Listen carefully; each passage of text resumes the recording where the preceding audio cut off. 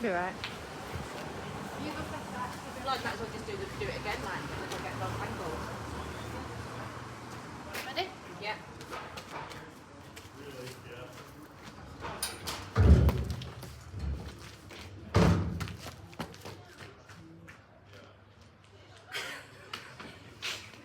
I think you actually got a bit in there. So at the moment she's just trotting up this chair. Look at her! I'll throw it in the bin. Getting my Stanley knife and cutting it all up. And taking off the top and hopefully she'll be replacing it. As you can see, it's a bit damaged. Got it all off. Should come up now.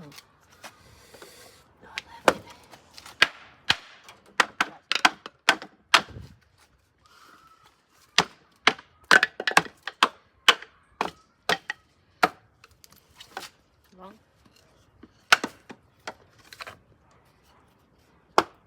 You're going to have to put this back together again. If all else fails, you know what you do, don't you? What do you do? Cobble it. Yeah, exactly. There. That'll do. That's firewood. Right. You see, I don't know why you even thought about throwing it away. You throw it away when it's been recycled. Separate bins.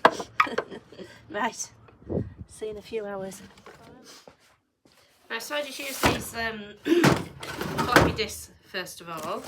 You can get them from anywhere, I suppose. I think I'm going to have to use 40 because I haven't got anything else. 40. I just use 40. Just be light on it. Okay, right. Right, so you just get that, press that button in there, spin that round. Take the old one off because that's knackered. And if you use an old one, what you'll tend to do is it burns it. It means a black mark. So just make sure you're... it's alright for getting dirt off. Use the old ones for getting like dirt and grime and grease off. But if you're wanting to actually just take the top layer off the wood and turn that round, you need to get a new one. Otherwise, those are fine for bulky bits. But otherwise, they'll leave a mark. It'll burn it rather than sand it. Now, you can use a sander if you want, but it'll take you all day. So I'm lazy. And things do quickly.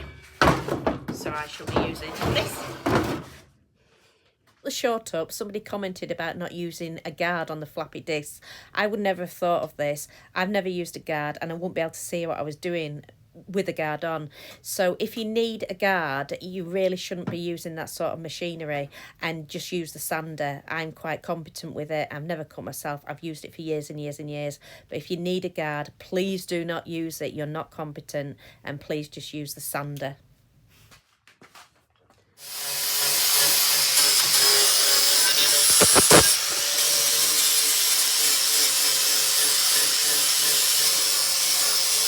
Don't sand that bit there at the end because this is taking off a certain amount of the wood when it's doing it, and then it'll wobble. It won't fit in the holes properly, so make sure you only go to there, don't go to the ends.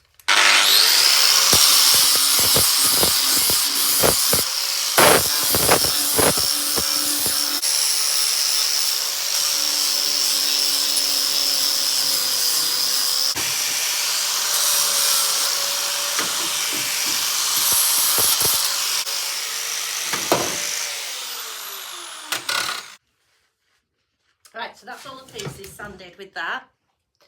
It is, and now you're going to get a proper sander. Right, here the sanded disc.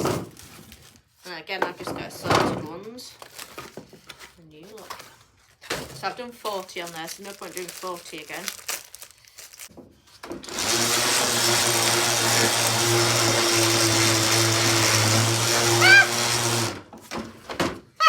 How kind.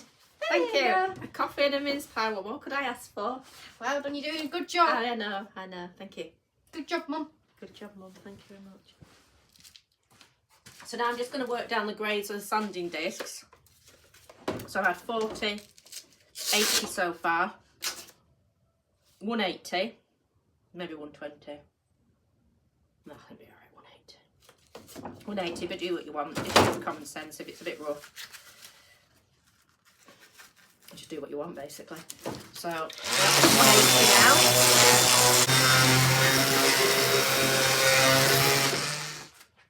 So then you're just going to wax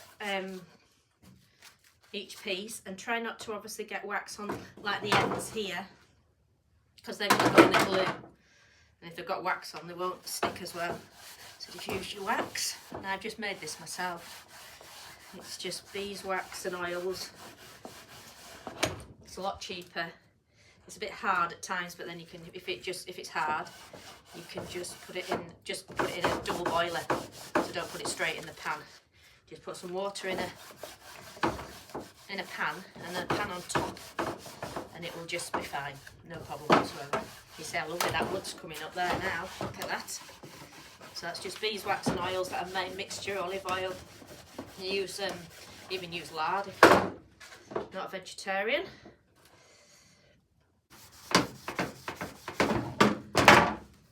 What happened now is my wonderful son, as wonderful as he is, has made the top, and that's what he often does. He'll see something, or I'll ask him to help me with something, and then he'll come pottering in when I'm not about, or really late at night when I'm in bed, and he will make exactly what I ask him to make in his own time and forget to film it. So that's exactly what he's done. And he's used a piece of wood from an old pew that we got, and the pew was one-sided, so he shortened it because it was really long, made a side for it, and there was some of the wood left over. So this has been used, this is from an old church pew basically, so he's just made it into the seat. But it's quite simple. Those are just the two support bits there. It's pretty easy to make. You just use the two support sides. I put them in the chair. I would have done it. I would have put the chair together and then made that afterwards, but I'm not as clever as him or as experienced as him, so he'll just manage this. And then what I'd have done is made a piece of cardboard, and I'd have cut the shape out from a piece of cardboard. He's obviously, because he's the carpenter, he's a fully qualified carpenter, he'll just be able to do it by eye really, but I can't do it by eye, so I would have used a piece of cardboard. So that's your next step. If you're going to put the wood on, you make a piece of cardboard, cut it out, and then cut round the piece of cardboard round the wood. That's how I'd do it. As I say, I'm not a carpenter, he is, so I'm sure that's not the way he'd do it. Right, so you just put glue in each bit, in each hole. That's that's too much, isn't it? Put that in each hole. In there. In there. Oh, what a mess. I'm a very messy worker, me. Oh well, stuff it. Right, so then you put glue in each hole, like that. Needs to go in at the same time because those... So basically I think if you hold that there, does it fit? I think it's the other way around, isn't it? Or is it the other way? No, it would be wider at the front, surely.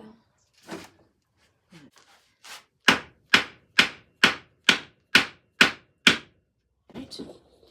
Now, that needs to go in at the same time. Alright. Yeah, so I need to get that in there now. So that's that done, that's fine. So now that needs to go in there. It's nearly in. Now that needs to come on to here.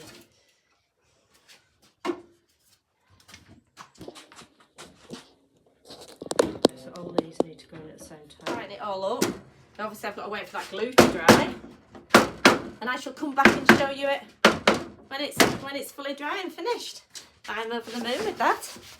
All there, all finished. You can put a Humpty on it. And because the chair's so stable, he won't be falling off and cracking his head. No. Or you can sit on it and have a scratch. So thank you for watching. Or you can jump off it. Multiple things, really. So thank you for watching. Goodbye. Goodbye, Zach. And please do subscribe to our YouTube channel to see more brilliant vids like this. Thanks, bye.